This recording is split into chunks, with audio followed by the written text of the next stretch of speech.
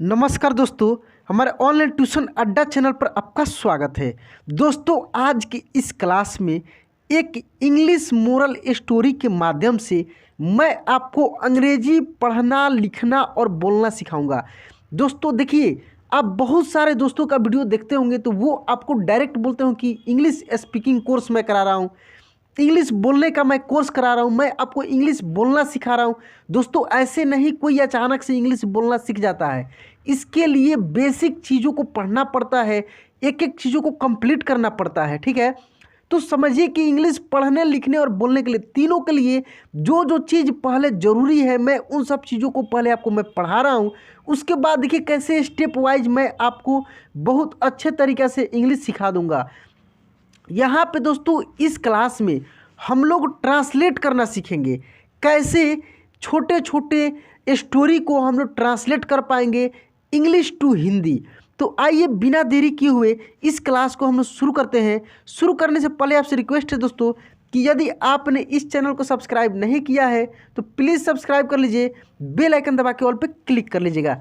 यहाँ पे स्टोरी का नाम है दोस्तों द स्पीकिंग केव है। तो दोस्तों यहाँ पे देखिए, इसका हम लोग हिंदी जानते हैं। देखिए, द किसी भी वर्ड में उसको खास बनाने के लिए लगाया जाता है। कह रहा कि द स्पीकिंग केव है। स्पीक मीन्स होता है दोस्तों बोलना। एक एक वर्ड को हम लोग समझते हुए हिंदी में ट्रांसलेट करते हुए आगे बढ़ेंगे। स्पीक मीन्स होता है बोलना और स्पीकिंग है, ठीक है। तो इस पूरे वर्ड का मतलब होगा बोलने वाले गुफा। केव मीन्स होता है दोस्तों गुफा, जिसमें कोई भी जानवर रहता है। तो बोलने वाले गुफा, इस स्टोरी का नाम क्या है? बोलने वाले गुफा।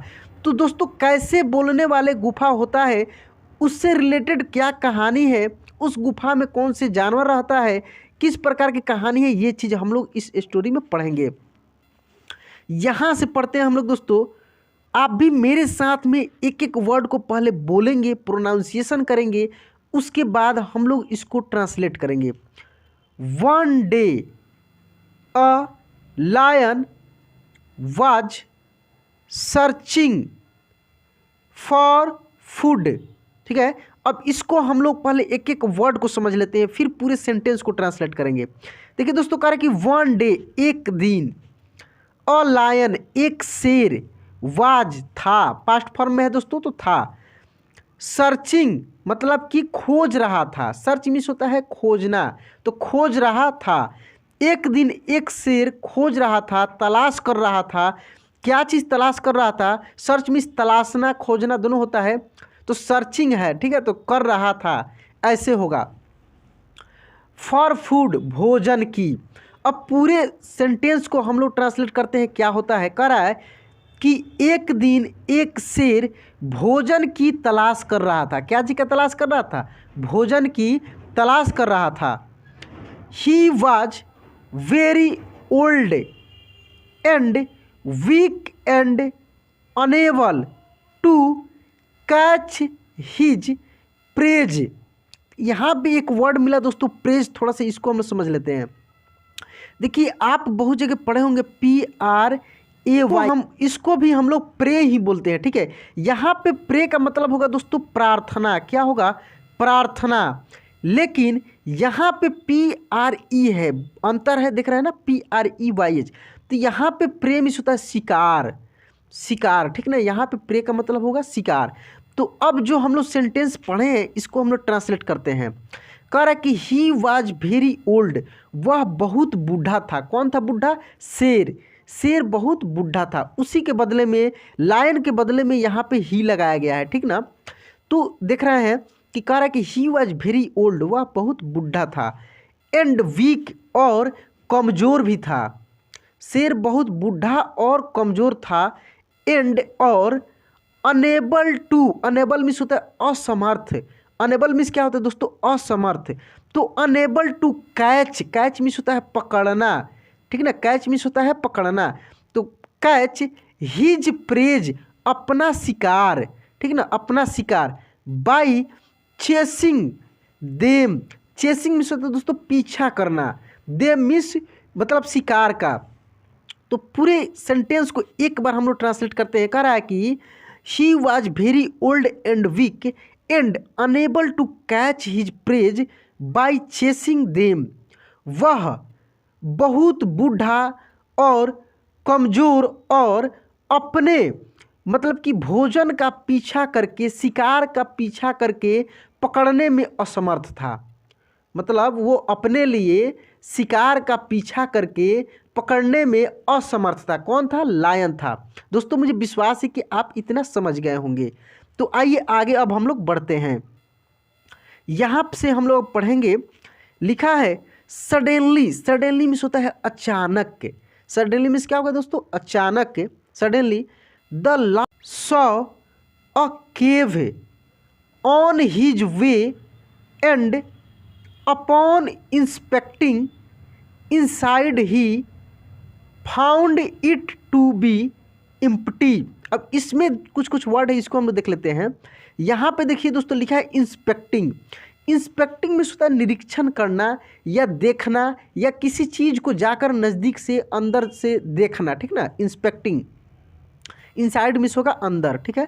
तो अब इसको हम लोग ट्रांसलेट कर रहे हैं, ठीक है। कह रहा है कि सडनली अचानक the lion saw a cave. Lion एक गुफा देखा। कहाँ देखा? ऑन हिज वे, रास्ते में। कहाँ? रास्ते में। किसके रास्ते में? अपने रास्ते में। जिस रास्ते से जा रहा था उस रास्ते में एक गुफा देखा, ठीक है। एंड और अपॉन इंस्पेक्टिंग इनसाइड, और उस गुफा के अंदर देखने के बाद, इंस्पेक्टिंग करने के बाद, अपॉन उसके बाद he found it to be empty. वो पाया कि वो बिल्कुल खाली है, उसमें कोई कुछ नहीं है, मतलब कोई भी जानवर उसमें नहीं है। रास्ते से शेर जा रहा था, उसको रास्ते में एक गुफा देखा, उस गुफा में जाकर वो देखा तो उसमें कुछ नहीं था, ठीक है। इतना आप समझ गए। अब आगे हम लोग बढ़ते हैं दोस्त। यहाँ से हम लोग देखते हैं, करें कि that gave the lion an idea and he thought to himself. देखिए खूब अच्छे से इसको समझिए। करें कि that gave the lion an idea. कौन दिया भाई? उस गुफे में जब लायन गया तो उसको एक आइडिया आया, उस गुफा से इसको आइडिया आया।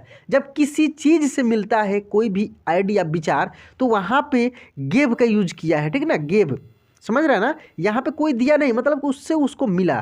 तो देखिए यहाँ पे हम लोग इसको ट्रांसलेट करेंगे, करें कि that gave the lion an idea. Idea means होता है विचार, ठीक है ना, विचार आना। Lion an idea he thought to himself, मतलब कि लायन के मन ही मन एक विचार आया। हिमसेल्फ मन उसी के मन में, लायन के मन में ही। तो पूरे को सेंटेंस को हम लोग ट्रांसलेट करते हैं, करें कि लायन के मन ही मन, शेर के मन ही मन एक विचार आया। उसके मन में, अपने ही मन में एक विचार सोचा, उसके मन में एक विचार आया। वो विचार क्या था दोस्तों? वो आइडिया क्या था? ये देखिए, करें कि इफ़ आई स्टे हेयर, यदि मैं यहाँ पे रुकता हूँ, कहाँ पे? उस गुफा के पास। The owner of the cave is bound to return, तो इस गुफा का मालिक, ऑनर मीन्स होता है दोस्तों मालिक, जो उस गुफा में रहता है, तो इस गुफा का मालिक वापस आएगा। क्या? वापस आएगा। बॉन्ड टू रिटर्न मतलब कि वापस आना, वापस आएगा। And that's when I will jump upon it and make it my meal, और तब मैं क्या करूँगा? उसके ऊपर जंप लगाऊंगा और मैं उसे अपना भोजन बना लूँगा। ये आइडिया शेर के दिमाग में आया क्योंकि वो तो बूढ़ा हो चुका था, वो इतना समर्थ नहीं था कि वो किसी भी शिकार के पीछे करके और उसका शिकार कर सके और अपना भोजन पूरा कर सके। वो कमज़ोर भी हो चुका था। तो उसके दिमाग में यह आइडिया आया कि क्यों नहीं यहीं पे हम गुफा के पास रुकते हैं, और जब इस गुफा का मालिक आएगा तो उसको यहीं पे हम मार कर और उसको अपना भोजन बना लेंगे, ठीक है। अब आगे बढ़ते हैं दोस्तों और फिर आगे समझते हैं। कह रहा कि he waited patiently till the night fail and the jackal who actually lived in the cave came back. कह रहा कि ही वेटेड पेशेंसली, वो धैर्यपूर्वक इंतजार कर रहा था। कौन? लायन, शेर धैर्यपूर्वक इंतजार कर रहा था। यहाँ पे पेशेंसली में से होगा दोस्तों धैर्यपूर्वक। क्या होगा? धैर्यपूर्वक। टिल, कब तक इंतजार कर रहा था? टिल द नाइट, रात तक वो धैर्यपूर्वक रात तक इंतजार करता रहा, ठीक है। Fail and the jackal who actually lived in the cave came back, ठीक है। ये रात तक इंतजार कर रहा था। जब रात हो गया तो जो जयकाल था, जयकाल कौन था, उस गुफा के मालिक था, वह अपने गुफा में वापस आया। मतलब कि सच में वो अपने गुफा में वापस आया, उसी में वो रहता था। तो जो शेर ने आइडिया लगाया था वो बिल्कुल सही था, लेकिन देखिए इसके आगे शेर का आइडिया काम करता है कि नहीं, क्योंकि आपने भी बहुत सारे कहानियाँ पढ़े होंगे जिसमें जयकाल काफ़ी तेज तराक होता है, वो जल्दी किसी जानवर के हाथ नहीं आने वाला है। तो यहाँ भी उसके साथ क्या होता है हम लोग देखेंगे। हम लोग का मेन मकसद रहेगा ट्रांसलेट करना सीखना और साथ में मज़े भी लेना, कैसे, कहानी को पढ़ पढ़ कर, ठीक है। तो यहाँ से हम लोग देखते हैं, करें कि jackal saw the footprint. Footprint means होता है दोस्तों पैर का निशान। फुटप्रिंट मीन्स क्या होगा, पैर का निशान। तो जयकाल सॉ द फुटप्रिंट, जयकाल फुटप्रिंट देखा यानी पैर का निशान देखा, किसका, ऑफ द लायन, लायन का, शेर का। सियार जो था, जयकाल मीन्स होगा दोस्तों यहाँ पे सियार, सियार एक पैर का निशान देखा शेर का, शेर का पैर का निशान देखा, ठीक है। एंड ही गॉट सस्पिशियस, और वो सस्पिशियस मतलब कि असमंजस में पड़ गया, सोच में पड़ गया कि आखिर यहाँ पे शेर क्यों आया था, कहाँ है, ये सब चीज़ सोचने लगा, ठीक ना।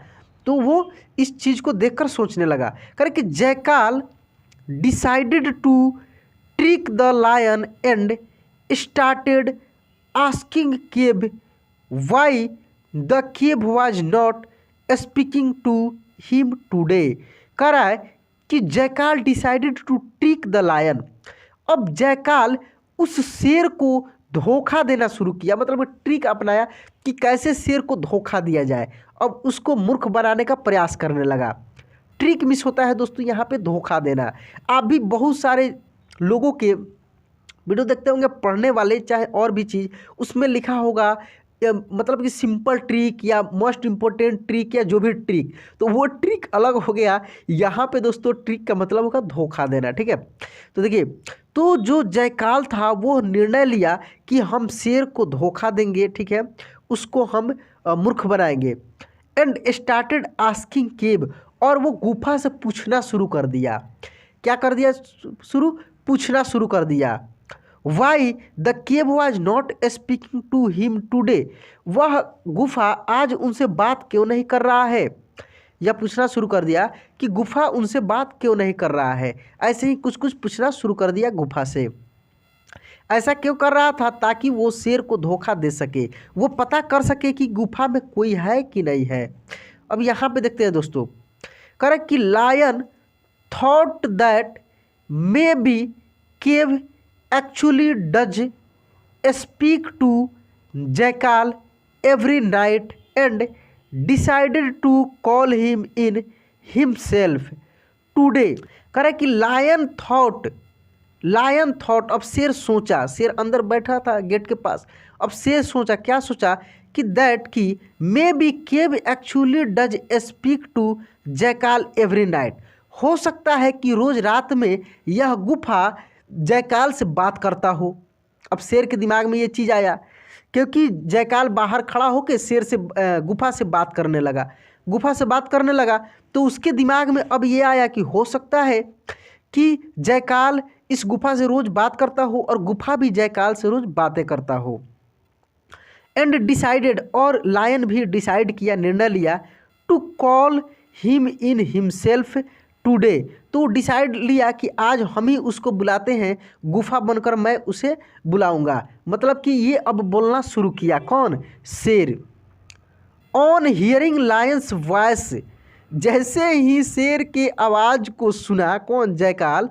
जयकाल जैसे ही, हियर मिस होता है दोस्तों सुनना, ठीक ना, वॉइस मिस आवाज़ होता है। तो जैसे ही शेर के आवाज़ को सुना, jackal got certain that lion is hiding inside and he ran away from the place to save his life।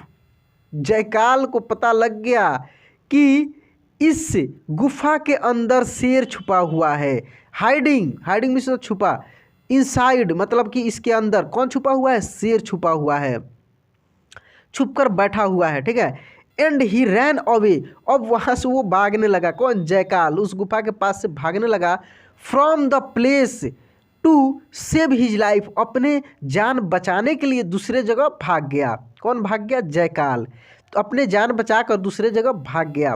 तो दोस्तों यहाँ पे हम लोग इस स्टोरी से क्या सीखे, ये चीज़ हम लोग देख रहे हैं। कह रहे कि we should always be alert and take care of the things around us. कर कि we should always be alert, हमें हमेशा सावधान रहना चाहिए। अलर्ट में से क्या होगा दोस्तों? सावधान। हमें हमेशा सावधान रहना चाहिए।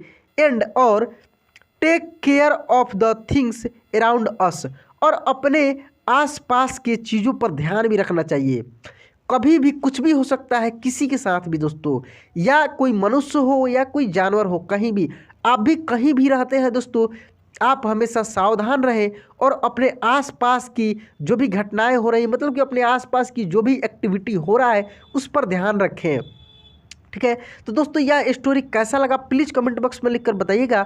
और यदि अभी भी इस चैनल को आप सब्सक्राइब नहीं किए हैं तो प्लीज़ सब्सक्राइब कर लीजिए, बेल आइकन दबा के ऑल पे क्लिक कर लीजिएगा। चलिए दोस्तों आज की क्लास यहीं पे एंड करते हैं, मिलते हैं अगले क्लास में। जय हिंद।